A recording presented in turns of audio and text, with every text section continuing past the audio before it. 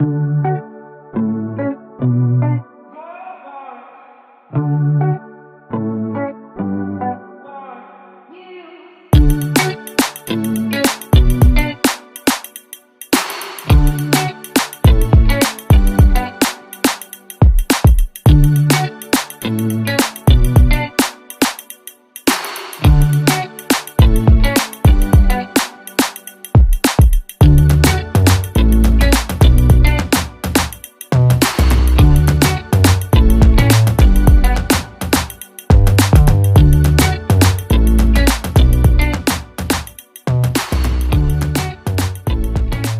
volta nessa segunda parte, e agora vamos aproveitar que é um momento ímpar que nós estamos tendo nesta noite, de ter conosco aqui um rabino nos explicando sobre a ideia judaica, que a gente nesse ponto falta muita coisa. Então nós temos aqui o livro, vou apresentar pela segunda vez, é o livro que o Judaísmo e a Cabalá.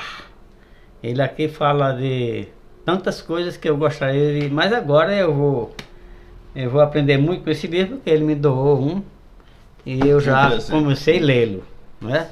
Já comecei a ler o livro. Então nessa segunda volta eu queria primeiro aproveitar já que nós falamos em teologia, Jesus Cristo, ele disse lá no capítulo 34 do livro de Mateus, ele disse: olha, eu não vim trazer paz, mas eu vim trazer espada, dissensão entre marido e mulher, pai, filho, etc e tal.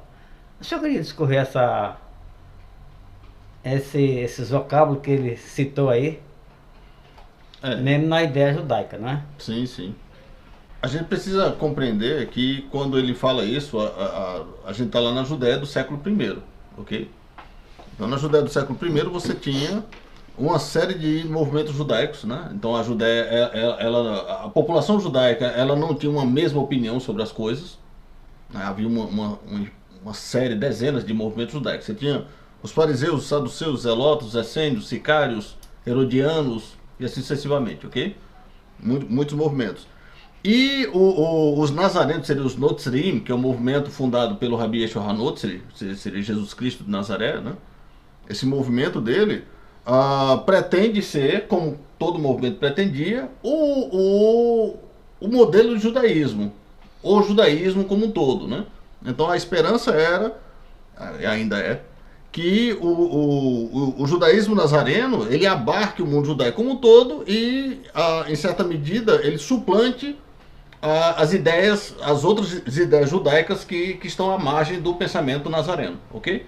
Então você tem lá um lar judaico e você tem um casal fariseu. Um dos dois acabou entrando para o movimento nazareno, consequentemente as opiniões no que concerne aos detalhes do judaísmo farisaico, quando comparado ou contraposto com o judaísmo nazareno, eles não vão concordar. Porque se concordassem tudo, ambos seriam fariseus ou seriam nazarenos, ok? Então, naturalmente, se o lado que ainda não entrou para o movimento, ele não cede ao apelo, vai haver uma dissensão, né? O que Jesus está alertando, o que Rabi Yeshua HaNotzri está alertando é que, na medida em que os seus domínios eles se expandem, a sociedade lá no século I, ela vai se reinventando, ela vai ter que se reorganizar. E nessa reorganização há naturalmente uma fragmentação daquilo que está estabelecido, aparentemente de forma harmônica, né? Então ele tira a aparência das coisas e vai mexer no cerne da família, do grupo social, né? E tudo isso começa a se reinventar. Por isso a dissensão é o primeiro passo. Semelhante a alguém que vai limpar a casa e a primeira impressão que se tem é que a casa ficou mais suja do que o que estava. E não é. É que na verdade, quando ele começou a limpar, a dona de casa começou a limpar, a poeira subiu, né? Então a primeira impressão é que era melhor que não tivesse mexido, que tivesse deixado quieto. Mas precisa limpar. E para limpar tem que, antes de organizar, desorganizar. É isso que ele está dizendo. Rabino Maurel, tem 3 livros aí que eu estava pesquisando, que é esse daqui, que eu já comecei a ler. Então também Muitas Vozes também, que é do mesmo autor. E também o livro do Alcorão.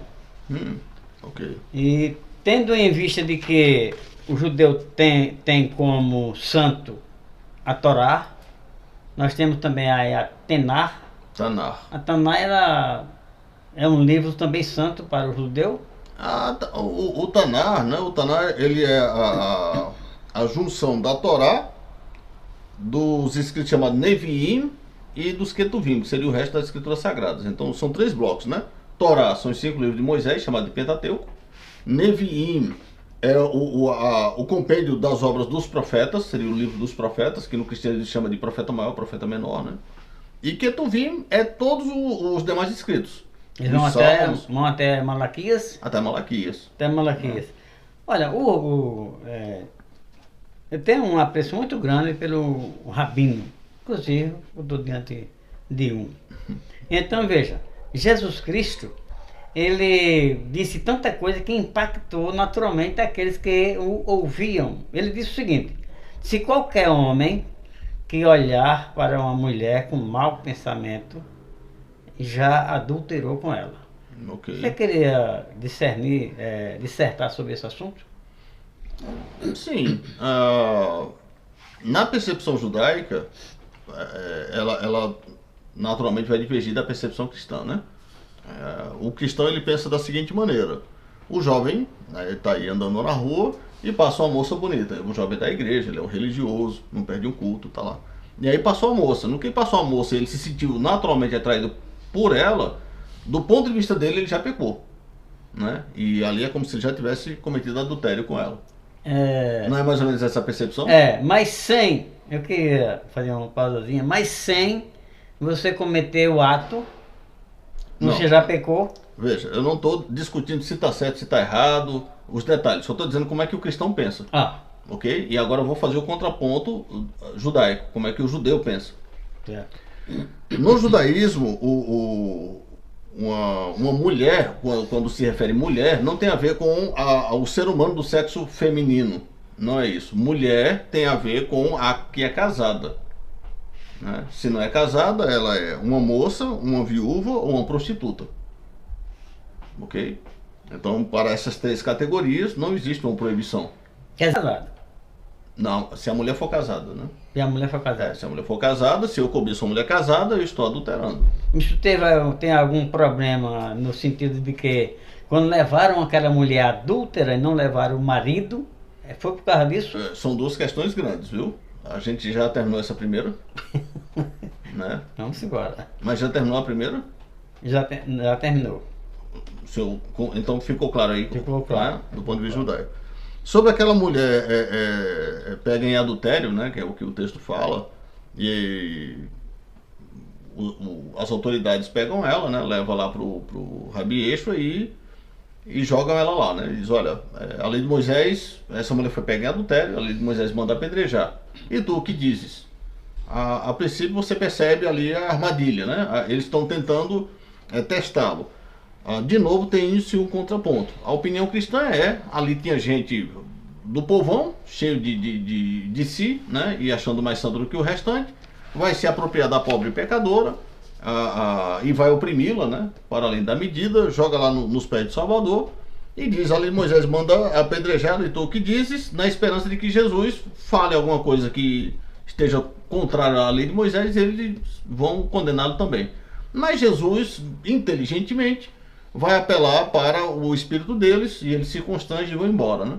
Depois Jesus diz assim: olha, mulher, onde estão os teus acusadores? Ela diz assim: eu não sei, Senhor, então se eles não te condenam, nem tampouco eu.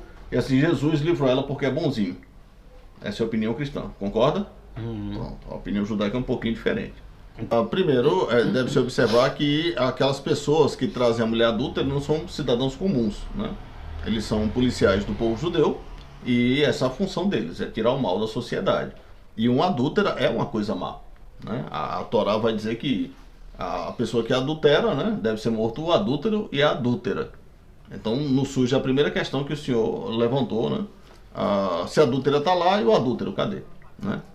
Muito bem, mas é importante compreender que aqueles não eram cidadãos comuns. Não é que a mulher adúltera, um adúltero, e o povo foi lá e pegou. Não, eles são autoridades, né, que são habilitadas para aquilo. E eles trazem para Jesus e não para o fórum, o que seria o normal, né, que seria o sinédrio, porque Jesus estava despertando ali uma série de interesses, e alguns acreditavam que ele era um rabino de verdade, outros acreditavam que ele era um charlatão. Um rabino de verdade, o rabino, né, por si só, ele é alguém que manuseia muito bem a Torá. Então ele sabe o que é que a Torá diz que está certo, o que é que a Torá diz que está errado, o que é permitido, o que é proibido. E se ele fosse um charlatão, ele iria se embaralhar na hora em que foi indagado sobre aquele caso, né? Então eles trazem a mulher adulta e joga lá. Antes de tratar de Jesus particularmente, né? Como foi que ele conseguiu não somente mostrar que era um rabino de verdade, mas livrar a mulher, vamos tratar da ausência do marido, né? Ou do adúltero, né? A tradição conta, e não existe judaísmo sem tradição, tá? Não existe explicação judaica sem tradição. Eu sei que isso de repente pode parecer um pouco estranho para o mundo evangélico, sobretudo, né? Porque o mundo evangélico não tem tradição, mas o judaísmo não consegue construir raciocínio nenhum sem tradição, não consegue fundamentar nada sem a tradição. Então, a tradição é muito importante, o Talmud, o Zohar e demais obras que compõem a tradição. A tradição conta que aquela adúltera era Maria Madalena. O texto lá não vai dizer que era Maria Madalena, né? Mas a tradição casa aquele relato com o de Maria Madalena. E Maria Madalena, pela tradição, ela era esposa de um judeu que tinha mais de uma esposa, e ela era estéril. Então, uma mulher estéril, ela tinha um valor menor do que de uma mulher fértil.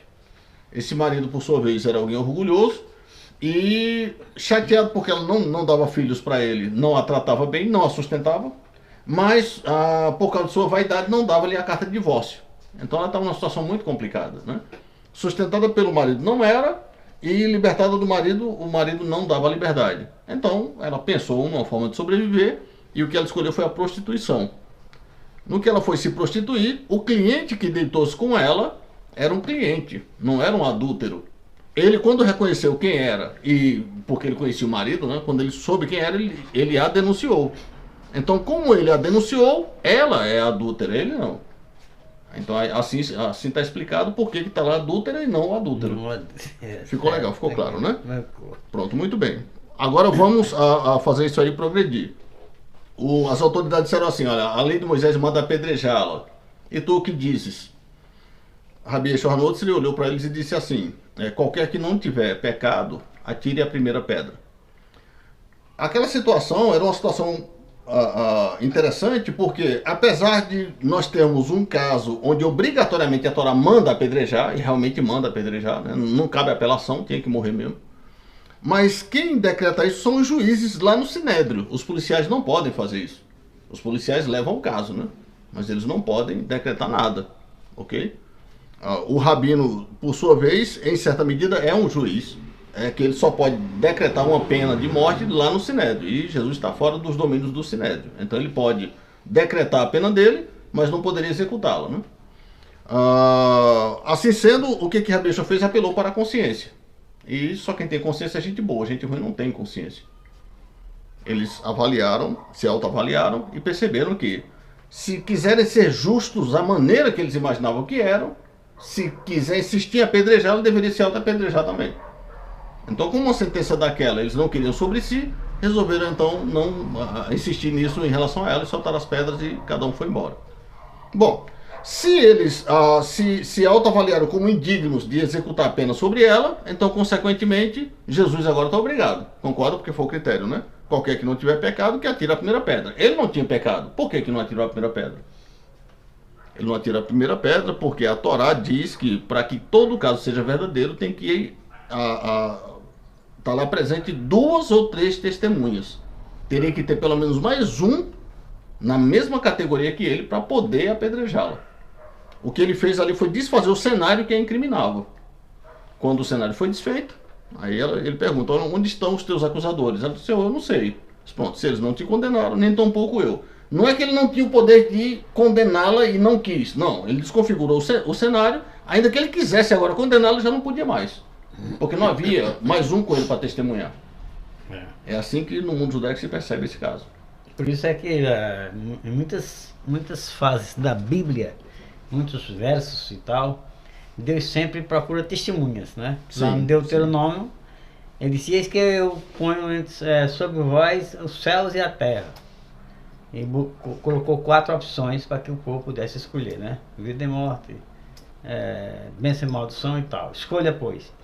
Isso nos leva a voltar para o Gênesis, quando Deus cria o Adão e aí deu a ele as 2 naturezas, se é que foram dadas as 2 naturezas, que eu entendo que sim, mas mesmo que não tenha sido, você agora vai fazer um desfecho, né, dizendo que não. Mas eu entendo que o homem tem 2 naturezas.